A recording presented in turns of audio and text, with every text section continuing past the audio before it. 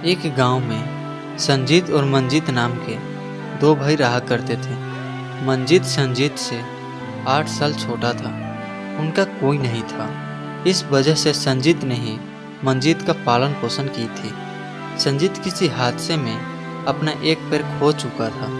अपाहिज होने के बाद भी घर का सारा खर्चा वही चलाता था, क्योंकि मंजीत एक आलसी लकड़हारा था। आज दोपहर के 1 बज चुके हैं, लेकिन मंजीत सोकर अभी तक नहीं उठा था।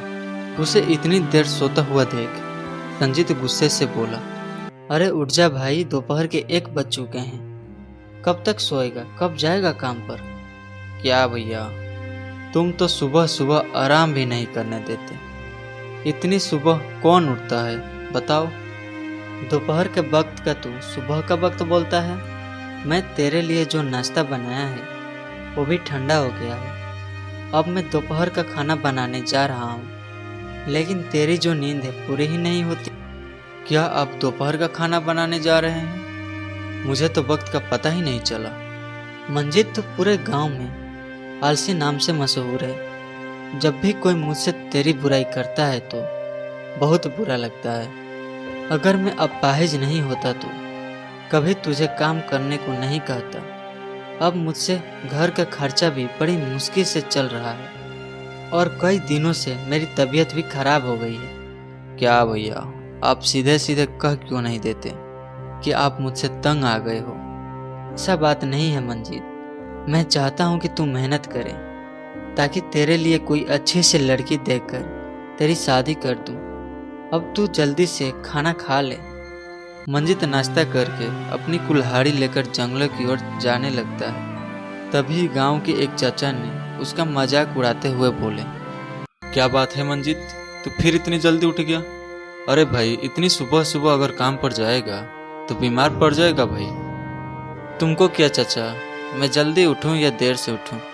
मंजीत की बातें सुनकर चाचा गुस्से में हो गए। क्या बोला? तू तेरी मर्जी, जब तू सोकर उठेगा तब।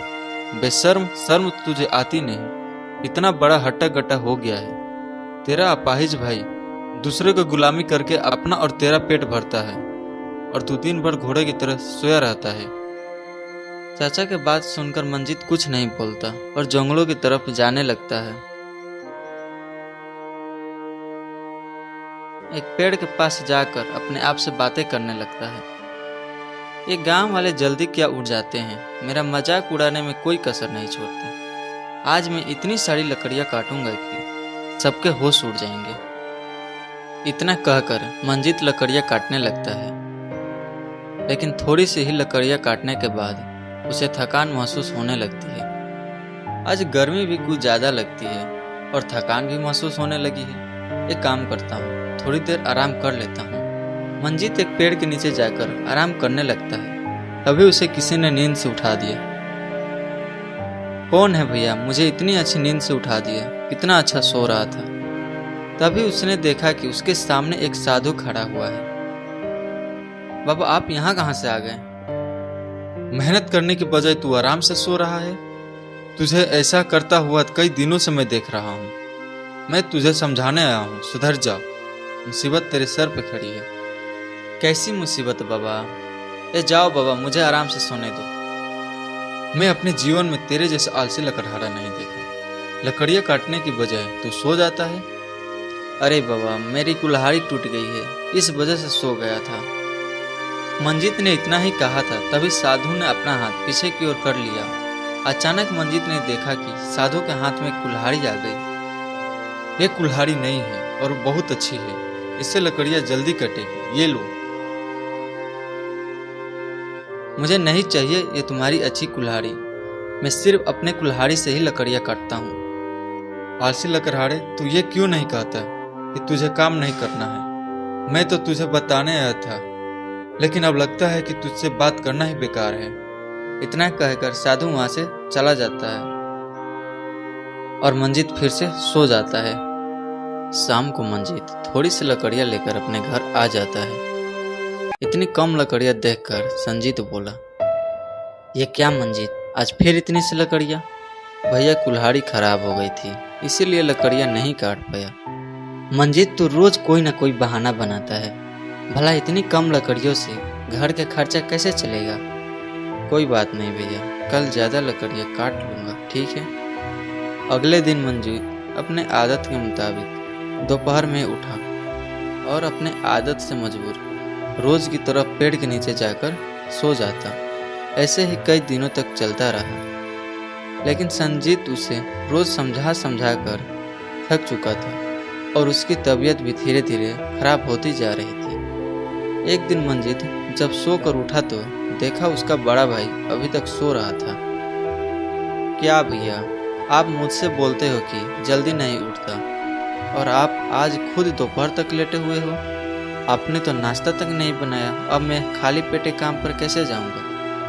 आज मेरे शरीर में बहुत कमजोरी महसूस हो रही थी मंजीत, मैं चाहकर भी नहीं उठ पाया। तो ये काम कर, बाहर से कुछ खा लेना।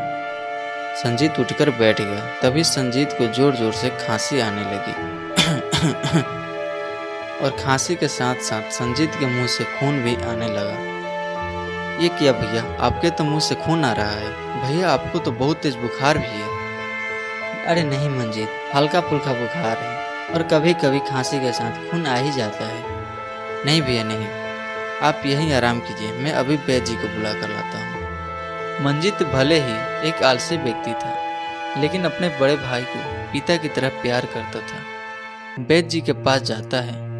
वैद्य जी जल्दी चलिए, मेरे भाई की तबीयत खराब हो गई है, जल्दी चलिए। फिर वो वैद्य जी को बुलाकर घर लाता है। देखिए ना वैद्य जी, मेरे भाई के मुंह से खून आ रहा है, देखिए ना क्या हुआ है। फिर वह संजीत की अच्छे से जांच पड़ताल करते हैं और बेहद गंभीर नज़रों से मंजीत की ओर देखकर बोले, संजीत की हालत ठीक नहीं है, इसको बहुत गंभीर बीमारी हो गई है, इसको इलाज की सख्त ज़रूरत है और इसके लिए हमें शहर से दवाइयाँ लानी होगी, तभी संजीत ठीक हो पाएगा। शहर से दवाइयाँ? वैद्य जी, ये तो बहुत ही महंगा पड़ेगा। सही कहा मंजीत, तुम्हें 20,000 रुपयों की जल्द से जल्द इंतजाम करना होगा। 20,000 रुपये का नाम सुनकर मंजीत बुरी तरह घबरा गया। ठीक है वैद्य जी, एक हफ्ते के अंदर में 20,000 रुपये का इंतजाम कर लूँगा। ठीक है, ये लो, तब तक दवाइयाँ देते रहना, मुंह से खून आना बंद हो जाएगा और बुखार भी उतर जाएगा। मंजीत को अपने आलसपन पर बहुत गुस्सा आ रहा था। किसी भी कीमत पर वह अपने बड़े भाई को खोना नहीं चाहता था। अगले दिन सुबह होते ही मंजीत मुखिया के पास चला जाता है। क्या बात है मंजीत, आज सुबह सुबह मेरे घर में कैसे? आज तो बहुत जल्दी उठ गया। मुखिया जी, मेरे बड़े भाई की तबीयत खराब हो गई है। क्या मतलब कि तू मुझसे पैसे मांगने आया है? जी मुखिया जी, आपने बिल्कुल सही कहा, मुझे 20,000 रुपये की ज़रूरत है। उसके बदले आप मुझसे जो भी काम कहोगे मैं मेहनत और लगन से करूँगा। तेरा दिमाग तो ठीक है, तुझसे लकड़ियाँ तो ठीक से काटी नहीं जाती, मेहनत का खाक करेगा। बेचारा संजीत मेहनत कर करके तुझे पाल पोस कर बड़ा कर रहा था और बेचारा खुद घर में बैठ गया। मुखिया ने पैसे देने से साफ साफ मना कर दिया। फिर मंजीत निराश होकर घर चला जाता है। अगले दिन मंजीत ने उदास मन से अपने कुल्हाड़ी लेकर जंगल की ओर चला आया और एक पेड़ के पास आकर खड़ा हो गया। अब मैं क्या करूं?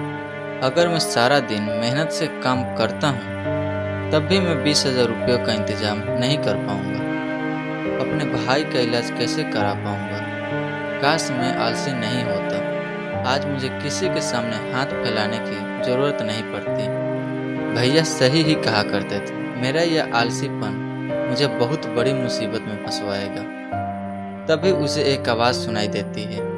मैंने तुझसे कहा था ना, मुसीबत तेरी सर पे खड़ी है, लेकिन तूने मेरी बातों पर ध्यान नहीं दिया। मंजीत ने देखा कि उसके सामने वही साधु खड़ा हुआ था जो कुछ समय पहले ही चेतावनी देकर गया था। आपने सही ही कहा था बाबा, मैं अब क्या करूं? मैं बड़ी मुसीबत में फंस गया हूं। मेरे भैया की तबीयत सही नहीं है। वैद्य जी ने 20,000 रुपये का इंतजाम करने को कहा है। मैं गांव में हर किसी से मदद मांगी, लेकिन किसी ने मेरी मदद नहीं की। इस दुनिया में बेवजह कोई किसी की मदद नहीं करता। मंजीत, उन्होंने तेरी मदद इस वजह से नहीं की क्योंकि तू एक आलसी व्यक्ति है। उनको डर है कि कहीं उनके पैसे फंस न जाए। अगर किसी के सामने मेहनत की बात करेगा तो लोग तेरा मजाक तो उड़ाएंगे ही ना। आपने बिल्कुल सही कहा बाबा, लेकिन अब मैं क्या करूं? मैं अपने भैया को बहुत चाहता हूं। उन्होंने कभी भी माँ और पिताजी की कमी महसूस नहीं होने दी। साधु मंजीत की बातें सुनकर समझ चुका था कि मंजीत अब बदल गया है। फिर साधु ने अपना हाथ पीछे किया और एक कुल्हाड़ी आ गई। ये ले, इससे लकड़ियाँ काट। क्या फर्क पड़ता है बाबा, इसे काटूं या उससे? फर्क पड़ता है, यह तुझे कुछ समय बाद समझ आएगा। मंजीत ने कुल्हाड़ी उस साधु के हाथ से ले ली और साधु वहां से चला गया।